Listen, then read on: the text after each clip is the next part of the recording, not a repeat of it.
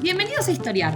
Este podcast fue creado y producido por la ASAI, Asociación Argentina de Investigadores de Historia. Un podcast sobre historia argentina, latinoamericana y mundial. Acompáñanos en este recorrido por el pasado para pensarnos en el presente.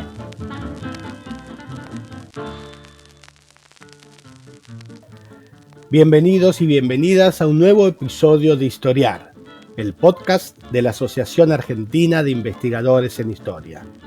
Yo soy Ignacio Telesca, soy docente a la Universidad Nacional de Formosa e investigador del CONICET. Hoy quiero compartir este episodio para mí muy interesante e importante sobre un libro que acaba de aparecer de la editorial SB que se llama El último jesuita de la provincia del Paraguay. Su autor es Nicolás Perrone, que está con nosotros. Nicolás es doctor en Historia por la Universidad de Buenos Aires, actualmente es becario postdoctoral del CONICET y miembro del Grupo de Estudios de Historia de la Iglesia Religio.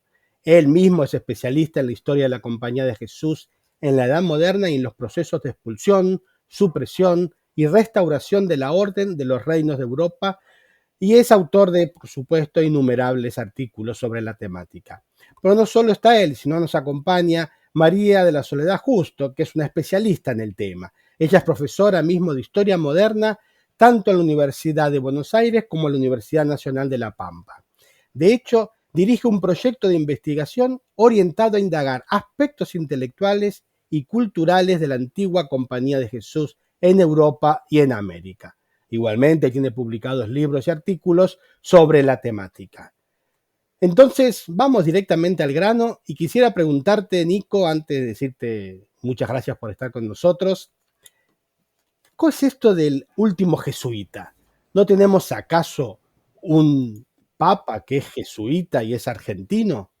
Bueno, buenos días. Gracias por la invitación también. Bueno, El último jesuita, un título, hay que admitir, un poco marketinero para agarrar la atención del público lector, pero hace referencia puntualmente al último jesuita, o más bien al único jesuita, que luego de la expulsión de la Compañía de Jesús en 1767, logró regresar acá al Río de la Plata. El último jesuita de la provincia del Paraguay, es decir, la provincia del Paraguay, no el Paraguay moderno, la nación, la República del Paraguay, sino la provincia jesuítica del Paraguay, que incluía, entre otras cosas, territorios de la actual Argentina, territorios del actual Paraguay, de Uruguay, de lo que hoy es Bolivia, parte de Chile. Y luego de la expulsión, Diego León de Villafañe va a ser el único sacerdote de esta región que va a poder no solamente volver al Río de la Plata, particularmente a Tucumán, su ciudad natal, sino también establecerse durante 30 años, viviendo, entre otras cosas, los procesos de independencia locales. Bueno, buenas tardes a todos, muchas gracias por la invitación. Para hablar de este último jesuita, por supuesto, hay que explicar un poco qué fue la expulsión. Pero antes de preguntarle a Nico que nos explique un poco qué pasó con esa famosa expulsión, explicar un poquito, meterme un poquito, explicar un poco, hacer un poco de historia sobre la propia Compañía de Jesús. La Compañía de Jesús fue fundada en 1540 en la Europa del Renacimiento. Por lo tanto, la compañía se inicia con la modernidad, no es una institución medieval, sino una institución moderna. Ignacio de Loyola y un grupo de nueve compañeros, todos universitarios, se habían conocido en los claustros de la Universidad de París y llegan ellos a Roma y le piden al Papa fundar esta nueva institución, y esta institución entonces recibe la autorización en un momento muy convulso en Europa, porque es el momento de las guerras de religión. Europa estaba, digamos, en guerra y transida por conflictos religiosos por los reformadores. Estos reformadores, los más conocidos, son Calvino, Lutero, y el Papa entonces lo que intenta hacer es tomar una iniciativa a partir de estas nuevas formas de entender y ver el catolicismo. Y la Compañía de Jesús entonces se conforma y es de todas las nuevas instituciones la más exitosa. ¿En qué sentido? En el sentido de la enorme expansión de la enorme cantidad de instituciones educativas, residencias, haciendas, instituciones de todo tipo y sobre todo las famosas reducciones. Estas reducciones se fundan sobre todo en el continente americano, pero la Compañía de Jesús en realidad se expande con la primera globalización europea y llega desde China hasta Asia y en América desde la actual Canadá y incluso van a tener presencia hasta la Patagonia. Sin embargo, a partir de 1767 llega la Real Orden de Expulsión. La orden posteriormente se suprime y logrará la restauración en el siglo XIX. Entonces, el libro de Nicolás ingresa en este contexto. Nicolás, explícanos un poco por qué o cómo se da este proceso de expulsión, supresión y después la restauración de la compañía. Bueno, como es un cliché en toda explicación histórica, nosotros tenemos a la hora de explicar las expulsiones y la supresión de la Compañía de Jesús, tenemos causas de largo, mediano y corto plazo. En ese sentido, la expulsión o las expulsiones de la Compañía de Jesús es uno de los momentos claves de la historia de la Iglesia Católica en la Edad Moderna, porque no solamente las monarquías, las principales monarquías católicas europeas expulsan a los jesuitas en distintos tiempos, sino que posteriormente el propio papado, el Papa Clemente XIV, va a eliminar, va a suprimir canónicamente, es decir, va a deshacer desaparecer en la práctica la orden religiosa, que va a ser, como dijo Soledad, la orden religiosa más poderosa y más numéricamente importante del catolicismo en esa época. Se calcula que aproximadamente en la supresión habían 22.000 jesuitas distribuidos por todo el mundo. Y en ese sentido, como causas de largo plazo, podemos tener en cuenta el antijesuitismo. Desde el inicio de la historia de la Compañía de Jesús se desarrollaron polémicas, mitos en contra de la orden. Creo que muchos pueden conocer los mitos de el jesuita como alguien maquiavélico, el jesuita como alguien que recibe órdenes verticales, lo que antes se llamaba la obediencia cadavérica, el jesuita que manipula a los reyes, que manipula a las viudas, los jesuitas heterodoxos. Pero además de esos mitos que circularon a lo largo de toda la historia moderna y se incrementaron con el siglo XVIII, también tenemos que la Compañía de Jesús a lo largo del siglo XVIII fue sufriendo distintas derrotas políticas y teológicas en las cortes europeas y en las cortes vaticanas. Particularmente la más importante fue la que se dio después del Tratado de Madrid de 1750, en la cual Portugal y España buscaron reacomodar sus fronteras en el Río de la Plata. Eso desató una guerra en la región porque ese tratado implicaba el traslado de una serie de misiones de los guaraníes que los indígenas se opusieron, y eso desató una guerra entre los guaraníes, los españoles y los portugueses, en lo cual los jesuitas quedaron en el medio, metidos, y después fueron acusados, entre otras cosas, de traición, ¿sí? Es decir, las propias coronas españolas y portuguesas sospechaban de la participación de estos sacerdotes. Pero a corto plazo, en cada uno de los reinos, Portugal va a ser el primer reino que los expulse en 1759, va a usar como excusa un intento de atentado al rey José I, después los va a expulsar Francia en el 61, ¿sí? El 64, perdón, con un problema económico. Los jesuitas van a tener una empresa comercial en las Antillas, exportando azúcar. Las actividades económicas de los jesuitas se fueron desarrollando no solamente acá en la región, que son las conocidas, y aprovechando una bancarrota comercial, el Parlamento de París, que ya había tenido conflictos teológicos con los jesuitas, los expulsa, y finalmente va a ser la corona española en 1767, como mencionó Soledad, la que, con la excusa de un motín que se había dado un año antes, el famoso motín de Esquilache,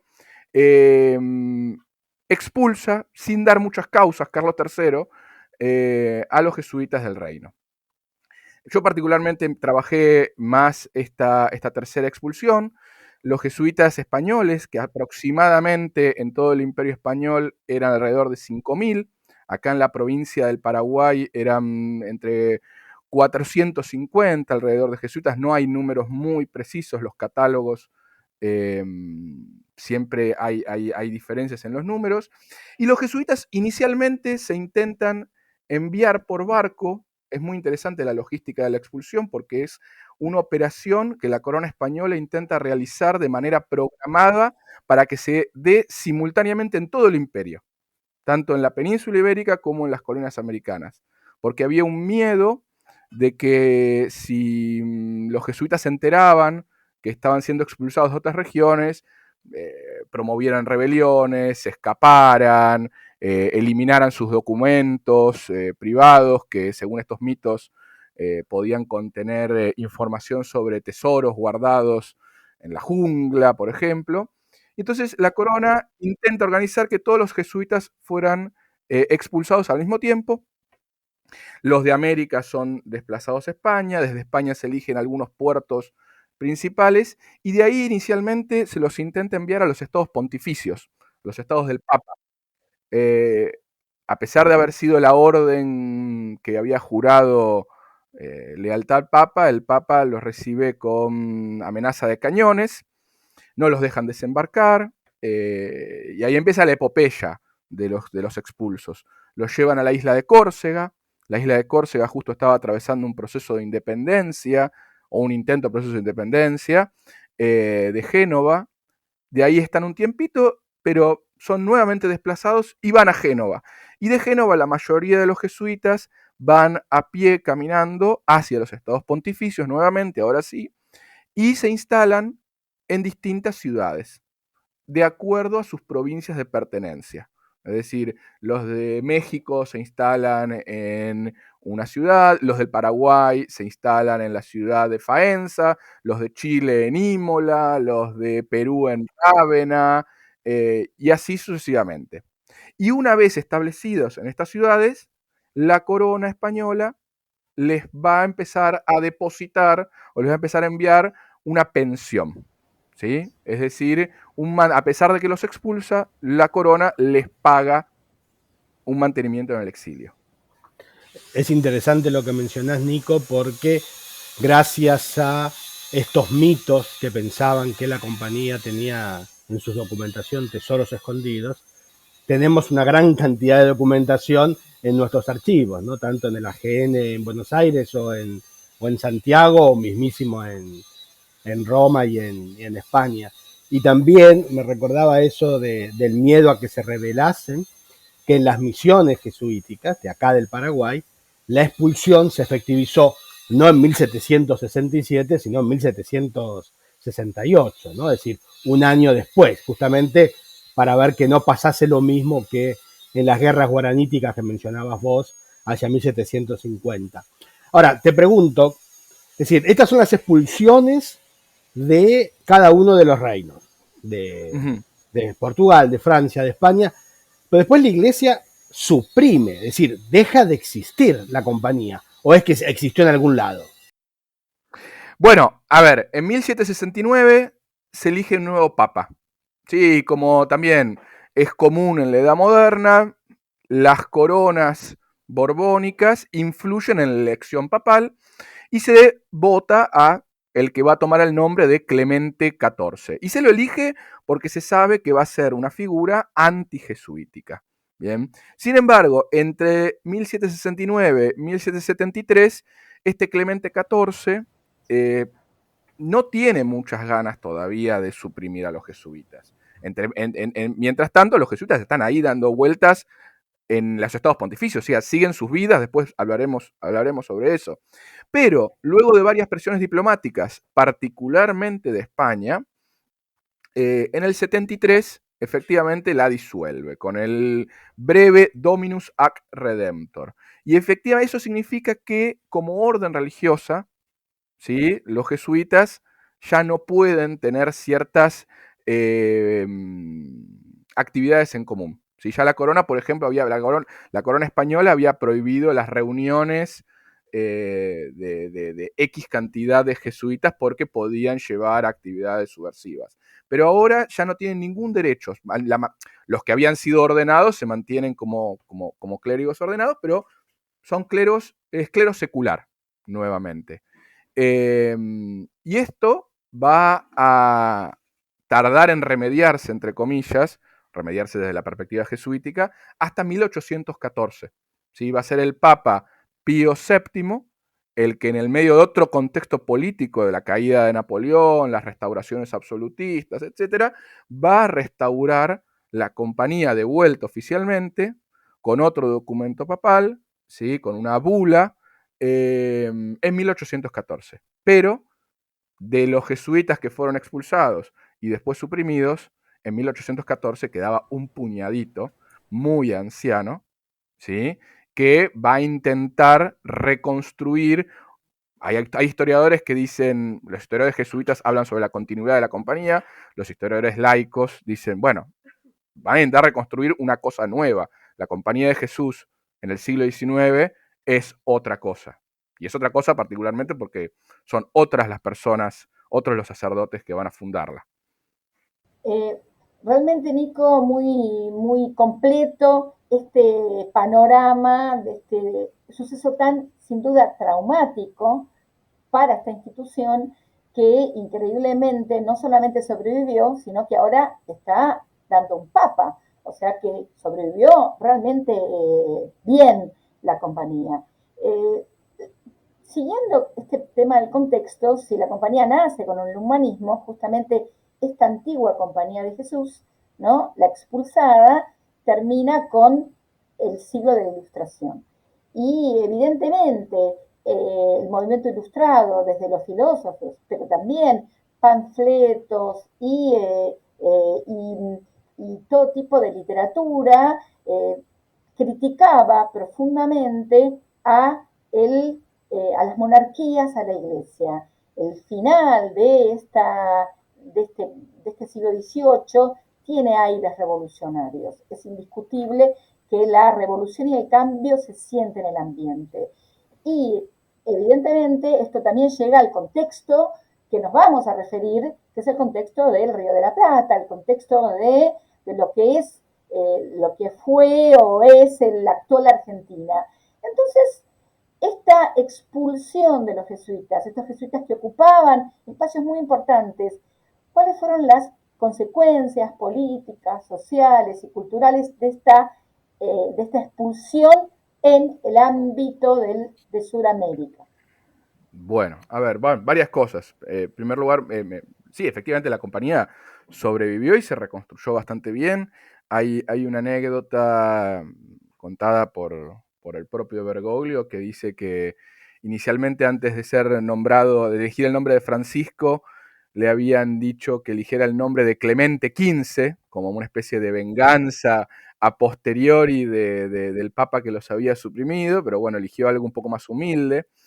Y después vos sí, efectivamente, mencionaste la relación de las luces o de la ilustración con la compañía, con la iglesia, con las monarquías. Y con los jesuitas es una relación más complicada que simplemente el anticlericalismo. Es decir, de alguna manera el antijesuitismo es la punta, siempre fue la punta de lanza en el siglo XVIII y sobre todo en el siglo XIX del anticlericalismo, pero también hubieron, tanto antes como después de la expulsión, muchos jesuitas que dialogaron con las luces, muchos jesuitas científicos, académicos, literatos, que se pusieron, después en todo caso hablaremos sobre las actividades literarias de la expulsión, que se pusieron a dialogar y a polemizar con las luces. Y en el caso de América, bueno, o en el caso del Río de la Plata, las consecuencias de la expulsión han sido estudiadas por historiadores especializados en la economía, historiadores o antropólogos especializados en la etnohistoria, pero particularmente podemos nombrar dos grandes esferas que afectó la expulsión, que es la educación. ¿Sí? Los jesuitas tenían el principal centro educativo de la región, que es la Universidad de Córdoba, Córdoba era el centro político administrativo de la provincia del Paraguay.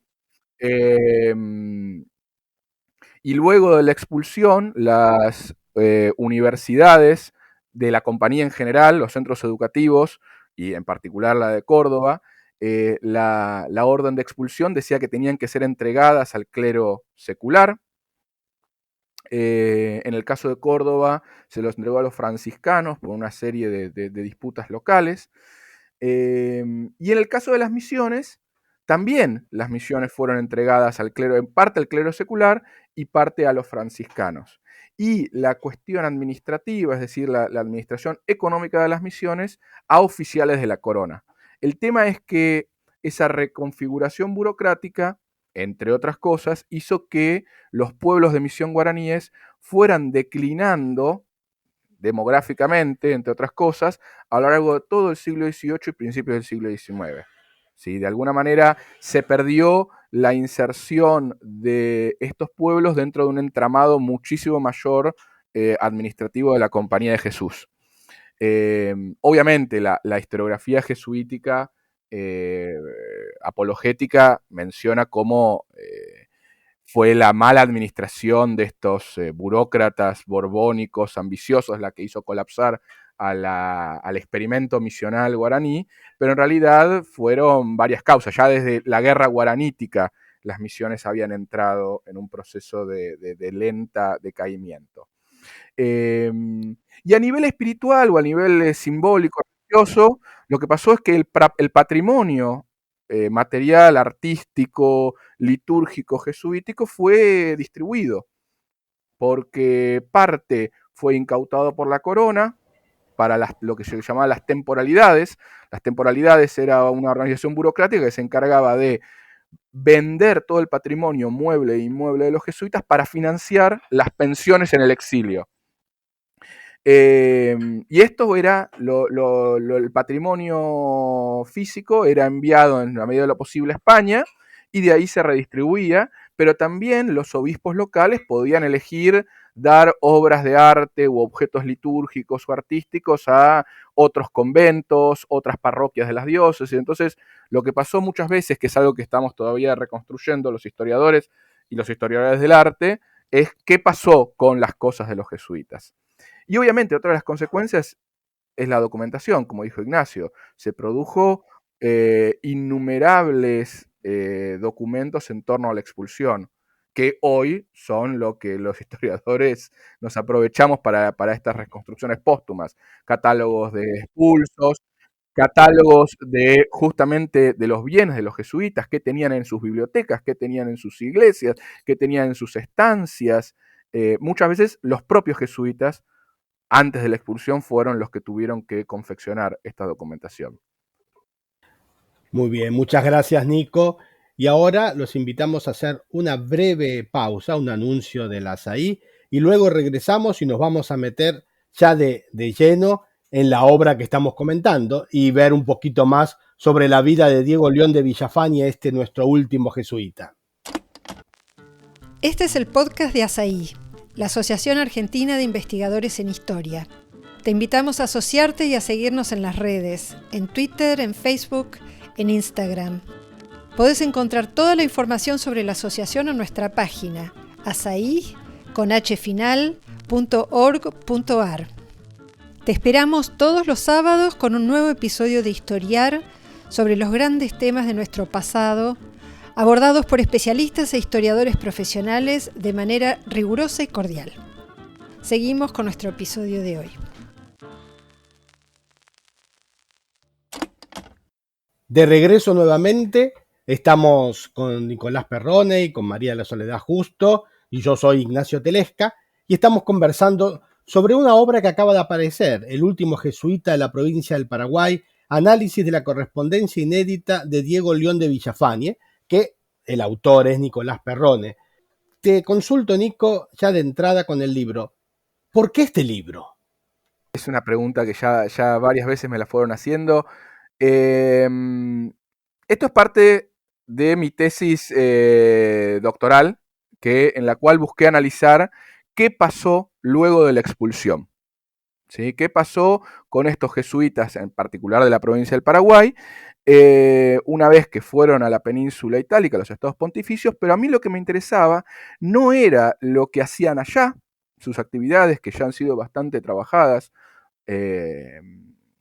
sino cómo se conectaron o cómo se mantuvieron conectados con el acá. Es decir, a mí me interesó construir las redes de correspondencia, de contactos, de circulación de objetos, de cartas, de información, de dinero, entre los jesuitas expulsos y sus familiares, sus amigos, miembros de la élite local. Y a la hora de realizar mi tesis doctoral, encontré un corpus de correspondencia muy interesante sobre el último jesuita, ¿sí?, de la provincia del Paraguay, de Diego León de Villafañe.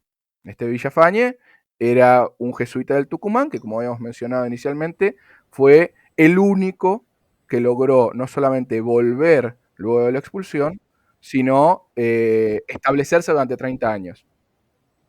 Nicolás, ¿nos contás un poco quién es este Diego León Villafañe?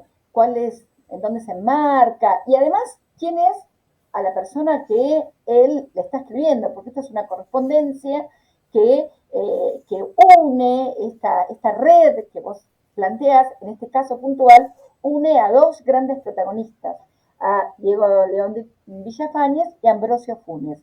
Entonces, presentanos un poco estos personajes, tus protagonistas. Bueno, Villafañe nace en 1741 en Tucumán, es miembro de la familia de los Villafañe, una de las familias de élite local.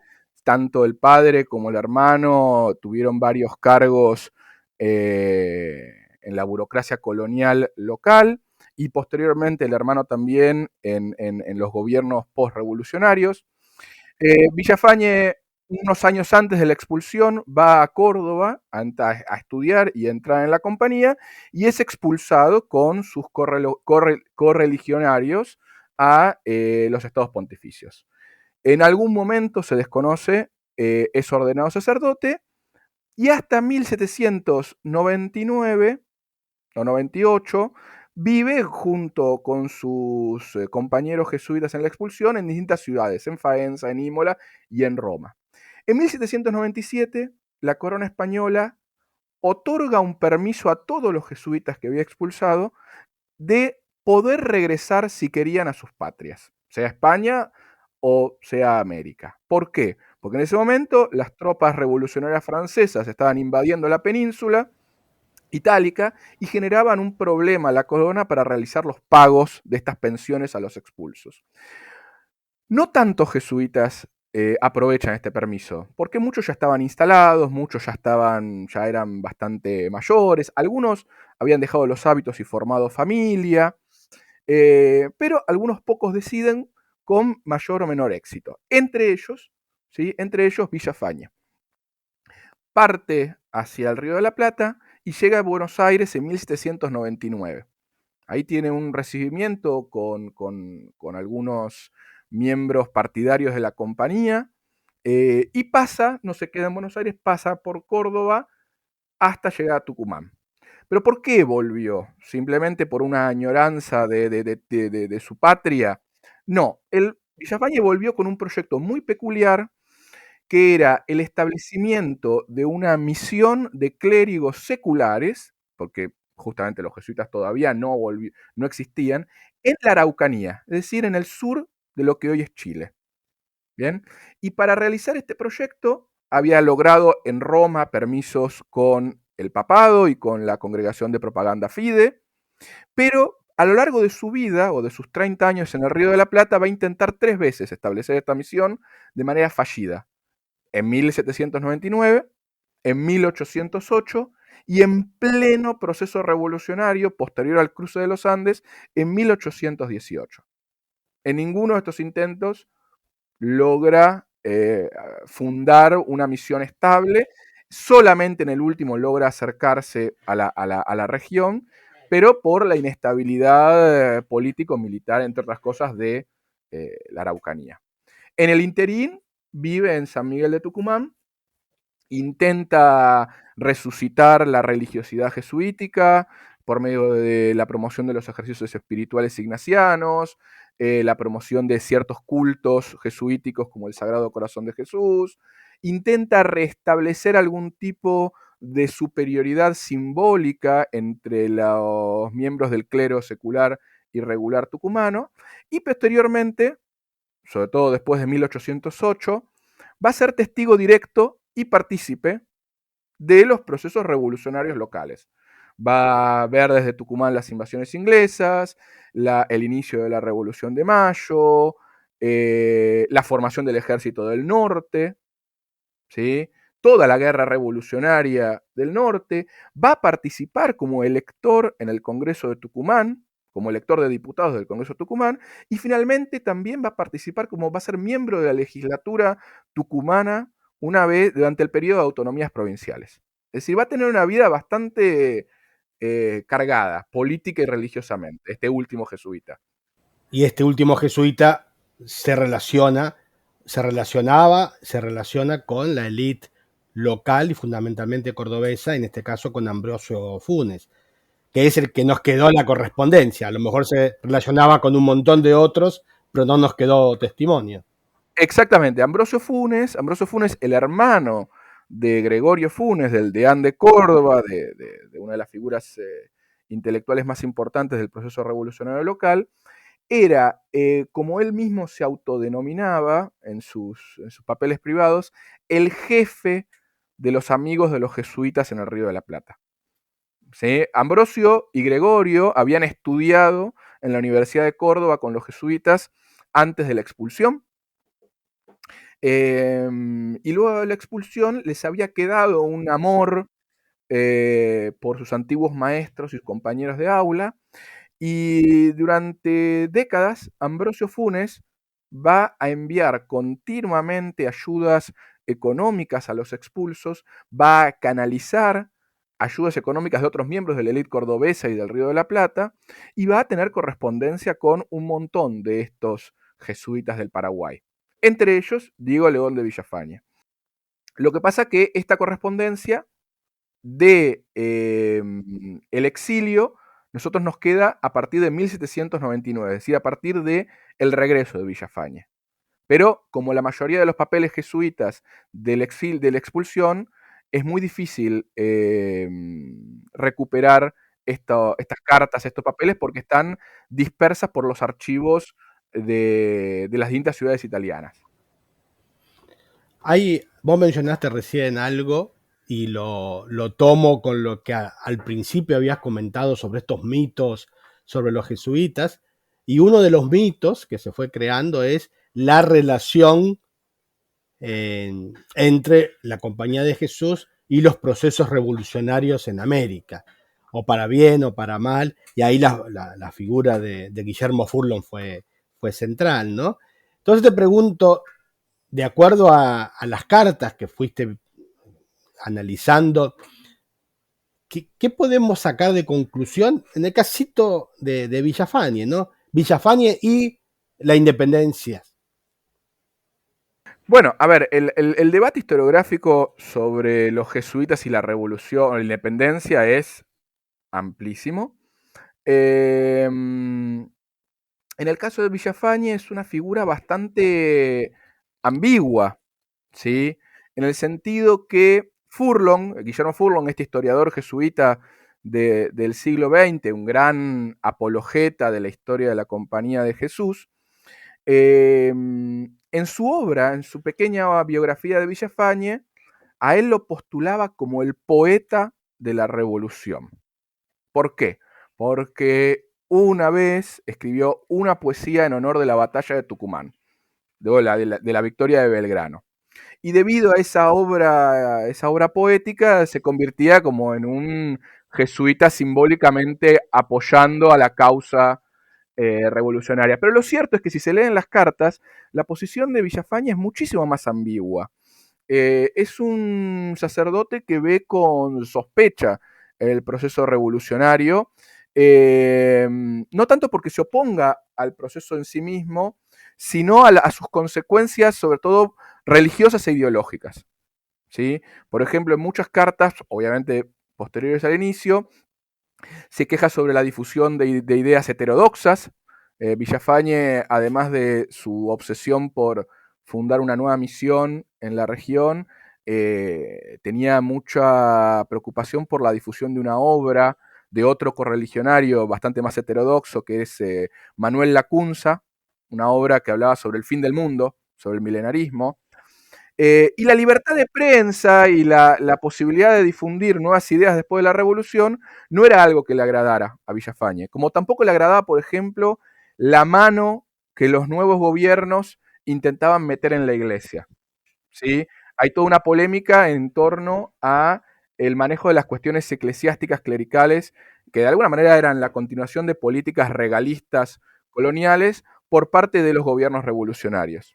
Sin embargo, sí, a pesar de que Villafañe tenía sus críticas ideológicas contra estos nuevos gobiernos, no dudó en ningún momento, no solamente de relacionarse con muchos autoridades revolucionarias o hoy lo que consideramos próceres, sino también participó, como habíamos mencionado, fue elector por la localidad de una localidad tucumana para las elecciones del Congreso de Tucumán. Y después, por ejemplo, también, gracias a estos contactos que tenía de la élite tucumana, logró conseguir permisos del directorio para hacer su último intento de misión y cruzar los Andes con pasaportes y autorizaciones legales. Es decir, esta relación ambigua lo que hacía era que se aprovechaba de la nueva situación, por ejemplo, en este caso, la apertura de los Andes por medio del cruce de San Martín, para sus propios proyectos personales. Lo que sí siempre siguió promoviendo su programa de ortodoxia católica. Cuando era miembro de la legislatura tucumana, también buscaba frenar la difusión de el tolerantismo religioso, es decir, permitir otros cultos además del catolicismo, o, de vuelta, la difusión de ideas, lo que llamaríamos heterodoxas. Hay un tema fundamental de tu libro, que es el formato de tu libro. Tu libro tiene un trabajo introductorio, tiene una serie de notas en donde uno puede reconstruir todo este contexto que estuviste presentando. Pero el libro en sí, en realidad, es una transcripción de correspondencia. Es un libro que nos habla o se dirige sobre todo a los que hacemos investigación, al métier del historiador, porque nos facilita la edición de una correspondencia entre estos dos personajes, que está por supuesto guiada, comentada, con un buen trabajo introductorio, pero a su vez es el material en bruto, ¿no? En donde uno ve a los protagonistas de manera directa. Bueno, este ofrecimiento que vos le das a la comunidad académica de esta correspondencia plantea todo lo que implica el problema de los archivos, de la Compañía de Jesús, que en realidad, si bien fue una máquina de escritura y se supone que es una de las instituciones que mejor organizada tiene la archivística, sin embargo, el trauma de la expulsión, el modelo escritural, es un tema en sí mismo, el problema de la documentación en la Compañía de Jesús. Contame cómo fue tu experiencia en torno a este archivo y por qué publicar un libro en donde se presenta esta correspondencia. Inicialmente yo tomé contacto con estas cartas, ahora voy a comentar de dónde, ya he iniciado mi proceso doctoral y fueron, muchas veces lo que pasa en la investigación histórica, el documento que te abre una puerta, te abre nuevos interrogantes y demás. Estas cartas se encuentran, o este fondo de correspondencia se encuentra guardado en el archivo histórico de la Compañía de Jesús acá en Argentina, localizado geográficamente en el Colegio del Salvador. Y es un archivo, como la mayoría de los archivos eclesiásticos, que es privado, ¿sí? No es de acceso público. Cuando, gracias a la recomendación de algunos colegas, logré entrar en este archivo y tener contacto con este fondo, bueno, me di cuenta de la magnitud. A ver, yo edité 148 cartas acá, de las cuales la mayoría son de este fondo de correspondencia, algunas del Archivo General de la Nación, también de manera inédita, y otras que habían sido editadas de manera suelta por otros historiadores jesuitas. Pero particularmente me interesó poner a disposición estas cartas por la dificultad de acceso de las mismas.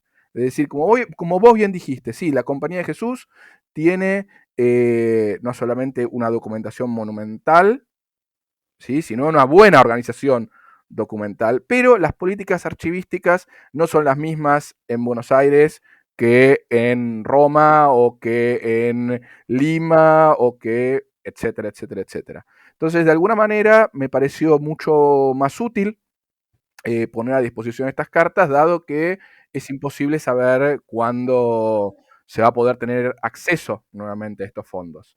Lamentablemente tampoco se desconoce muy bien, o yo no conozco muy bien, qué más hay en ese fondo, pero bueno, será trabajo para futuros historiadores. Ahora, en particularmente la correspondencia, también lo que tiene como documentación, es que permite una mirada muy personal, muy sin filtros, de las opiniones políticas, religiosas, personales, del trauma del exilio, de las relaciones familiares, de las relaciones con todavía los expulsos en Italia o con los miembros de la élite local. Y en ese sentido, ponerlas en juego, es decir, ponerlas al alcance de todos, me parecía una ventana interesante, no solamente para el exilio, para estudiar el exilio de los jesuitas, sino también para, bueno, para otro tipo de historiadores de procesos locales, regionales, políticos, ideológicos, etc. Sí, a mí me parece fundamental justamente por eso, ¿no? No solo por la vida de Villafañe, sino también por todo el universo que se abre. Es decir, es la correspondencia del día a día de un ser humano bastante interesante ideológicamente también hablando, ¿no?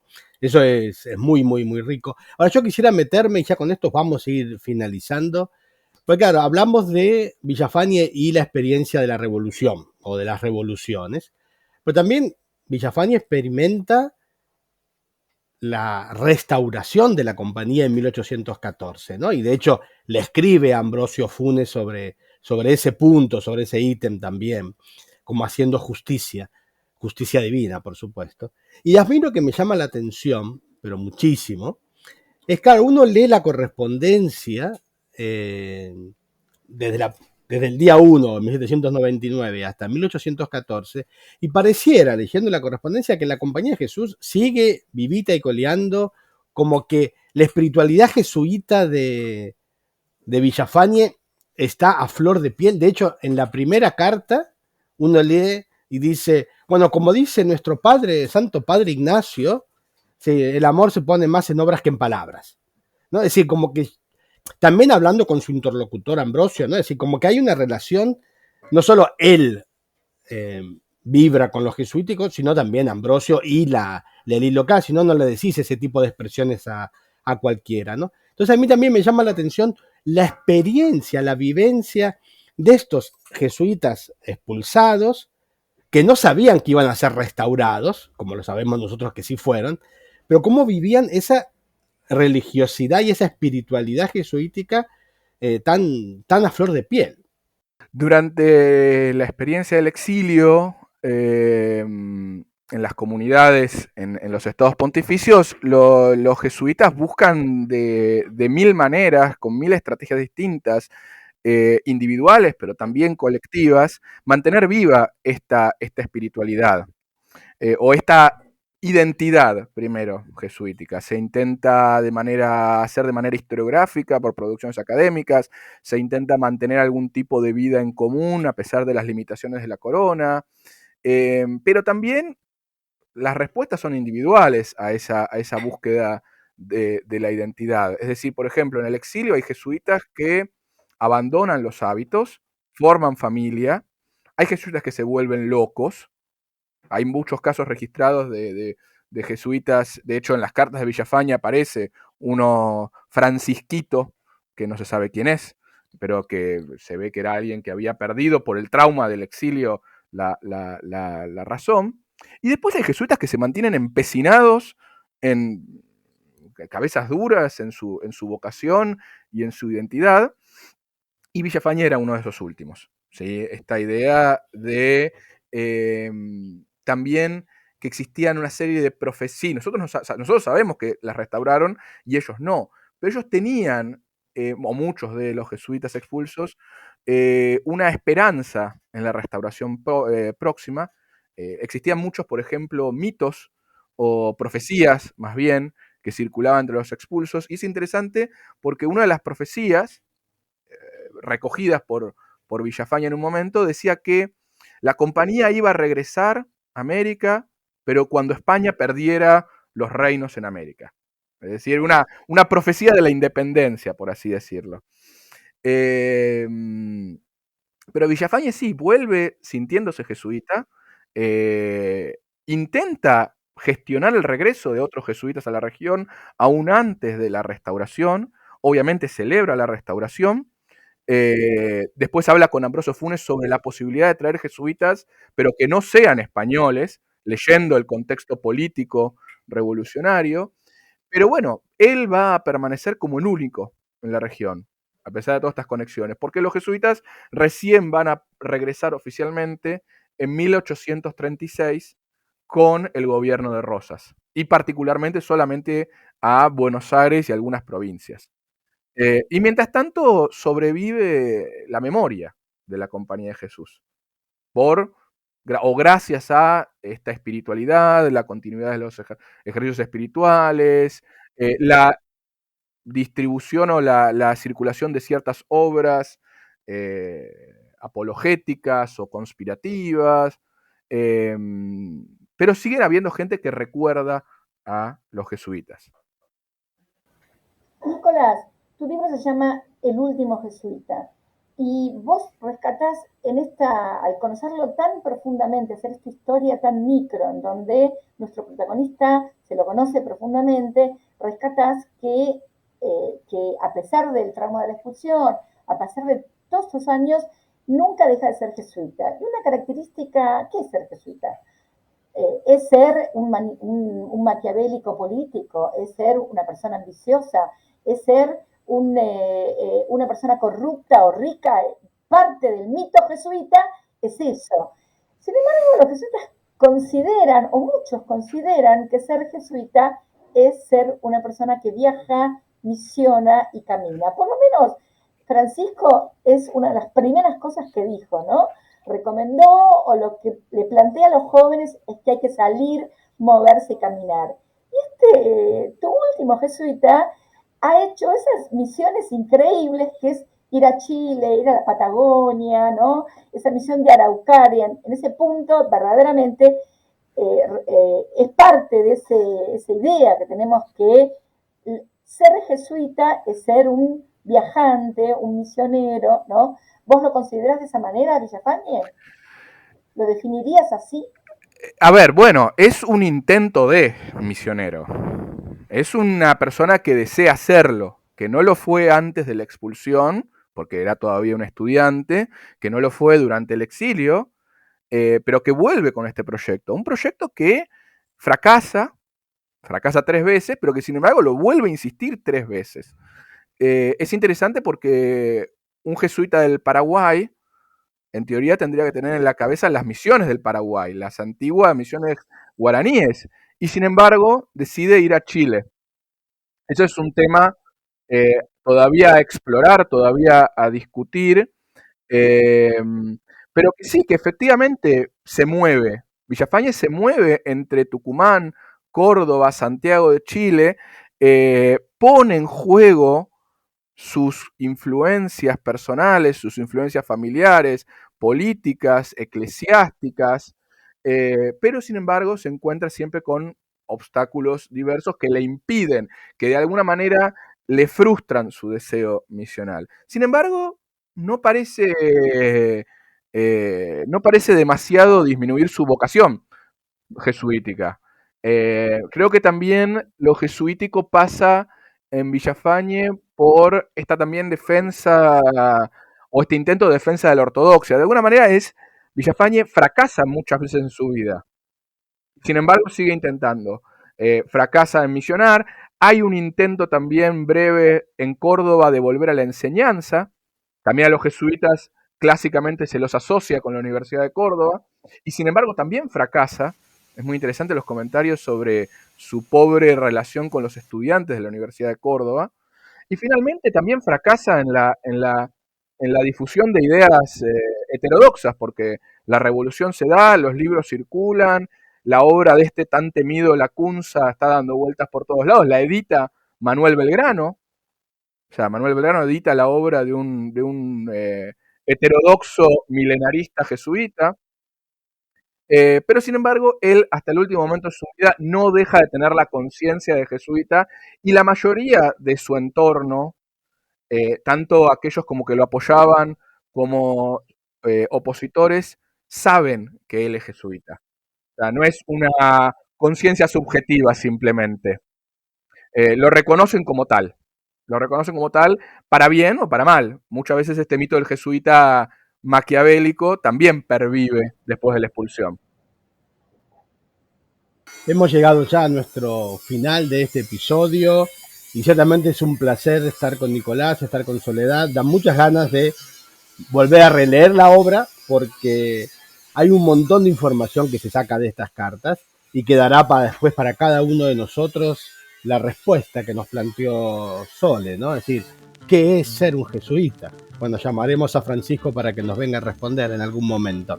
Muchas gracias por estar ahí, escucharnos este podcast, pero los invitamos nuevamente para la próxima semana a un nuevo episodio de Historiar, el podcast de la SAI.